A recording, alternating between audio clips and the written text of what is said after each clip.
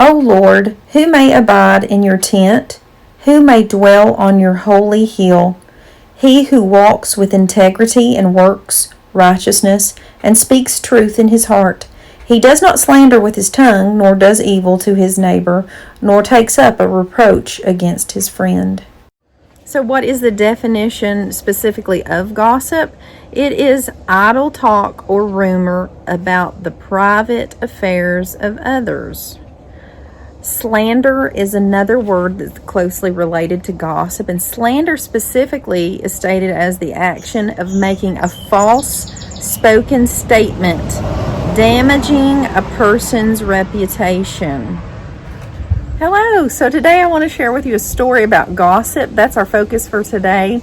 And this is a funny story that goes way back to my first year teaching. I was a music teacher in Smyrna, which is a city in Tennessee. And I went to a bookstore and found this amazing book that I loved. It was based on the music written by the composer Camille Saint-Saëns, and it is Carnival of the Animals. Well, I wasn't very observant in my first year of teaching, and so I bought the book and it had a CD that went with it, and I thought, this is great. We can go through all the different pieces of music with the different animals and write the instruments that we hear and talk about the different sections of the orchestra. And so I didn't really review the details of the book too much before showing it to the kids. Well, this was a group of fourth graders, and we got to the section on the donkeys. Well, John Lithgow, in his boisterous voice, shouts out this section. I'll let you hear it now. Jackasses dashed through the gallery door. They shook every window and beam. So this was the section of the book where the kids, of course, started busting out laughing hysterically. This was the one and only time that I played the donkey section out of the book. Well, it wasn't long after that word got out on the baseball field that the music teacher was calling the kids Jackasses.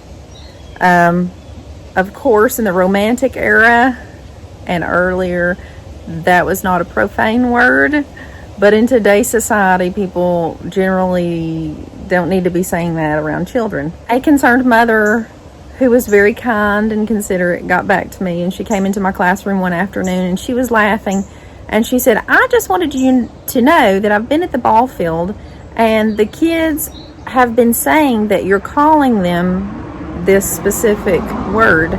She said, I told them that I know you very well and that there is no way that you would call those kids names like that. And of course we had to laugh. We got a good laugh out of it, and I showed her the book and explained to her how I had inadvertently done the donkey section and I didn't really realize that it used those words there, and that the kids of course laughed and whatever. But the moral of the story is this: words can get around that aren't exactly true. So gossip and slander are idle, nonsense words that are passed from person to person and are easily distorted down the line because details, people forget them and the story can change. But an important aspect is this: if you hear somebody talking or saying words about somebody, you can always go to that person like this sweet lady did to me. She came to me very kind, very compassionate, and asked me what is going on when she heard these words about me. She didn't go spread it around the other people, but she came directly to the source, to me, to get the explanation. So there are positive and negative experiences when we talk to each other. If we tell the truth out of compassion and kindness, that's important, that we share our stories with other people, that we talk to them. But it is not good if we use negative opinions or negative words or derogatory statements toward other people just to put them down and be ugly. That is not what the Lord wants us to do.